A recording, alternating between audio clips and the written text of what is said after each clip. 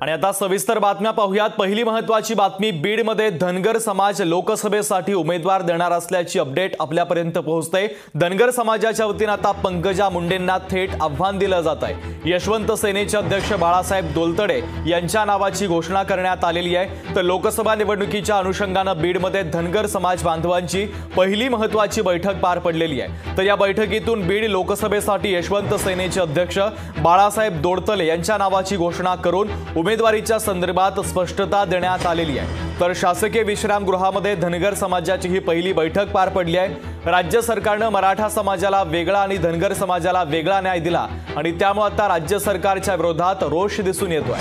त्यामुळे आता राज्य सरकारच्या विरोधात हा रोष असल्याने अशामध्येच महायुतीने पंकजा मुंडेंच्या उमेदवारीच्या संदर्भात शिक्कामोर्तब केलाय। आता या बैठकीतून पंकजा मुंडेंचा पराभव असं थेट आव्हान देण्यात आलंय। दरम्यान धनगर समाज बांधवांशी संवाद साधलाय आमचे प्रतिनिधी विकास माने यांनी। पाहूयात। लोकसभा निवडणुकीच्या पार्श्वभूमीवरती बीडमध्ये धनगर समाजाची महत्त्वपूर्ण बैठक पार पडलेली आहे आणि याच बैठकीतनं भाजपच्या खासदार ज्यांना तिकीट मिळालेलं आहे त्यांना आव्हान जे आहे ते देण्यात आलेलं आहे।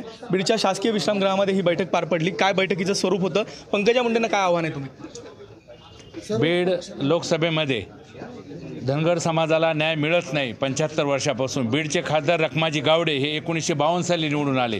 त्यानंतर मराठवाड्यासह महाराष्ट्रात धनगर समाजाचा खासदार झाला नाही आणि त्यांचे प्रश्न संसदेत मांडले गेले नाहीत। हे प्रश्न आणि धनगर समाजाला न्याय मिळावा म्हणून आम्ही धनगर समाजाचे नेते बाळासाहेब दोलतडे यांची बीड लोकसभेची उमेदवारी आज जाहीर केलेली आहे। पंकजा मुंडेंना देखील तुम्ही आव्हान दिलेलं आहे, नेमकं आव्हान काय आहे ते? त्यांना एकच आव्हान आहे की ह्या वेळेला आम्ही धनगर समाजाचाच खासदार झाला पाहिजे हे आमचं स्वप्न आहे, म्हणून त्यांचा पराभव करणं हेच आमचं आव्हान आहे। धनगर समाजाचं या ठिकाणी 5 लाख मतदान आहे आणि एवढंच नव्हे तर छोट्या छोट्या ज्या जाती आहेत त्याही आमच्यासोबत आहेत, ओबीसी आमच्यासोबत आहे, ओपनही आमच्यासोबत आहे। मराठा समाजाला एक आणि धनगर समाजाला दुसरी बाजू असा मान सन्मान दिला नाही आणि मराठा समाजाचे प्रश्न प्रलंबित असलेले सोडवताना धनगर समाजाची कसलीही दखल घेतली नाही। म्हणून ह्या शिंदे सरकारचा आणि फडणवीस सरकारवर धनगर समाजाचा प्रचंड रोष आहे। आगामी काळामध्ये बीड लोकसभेचं नेमकं चित्र काय असणार हे पाहणं महत्त्वाचं असेल। सहकारी प्रमोद जोशी यांच्यासह विकास माने, लोकशाही मराठी, बीड।